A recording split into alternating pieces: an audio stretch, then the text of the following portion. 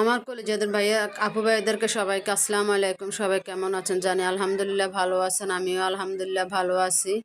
আল্লাহ পাক ভালো রাখছে আপনাদের দোয়ায়। আর আমার ভিডিওগুলো যারা যেখান থেকে দেখে ওদের জন্য দোয়া করি আল্লাহ যেন ওদেরকে সুস্থ রাখে, ভালো রাখে, যে জায়গায় যেখানে আছে সবাইকে যেন সুস্থ রাখে। তো এই যে আজকে আমি একটু লাউ দিয়ে চিংড়ি মাছ দিয়ে করব, একটু সিম দিয়ে রুই মাছ দিয়ে করব ঝোল। তো আজকে সবাইকে বলি যে আমার ভিডিওগুলো যদি আপনাদের থেকে ভালো না লাগে আপনারা আমাকে জানাতে পারেন, আমি বড় ভিডিও না দিতে পারি।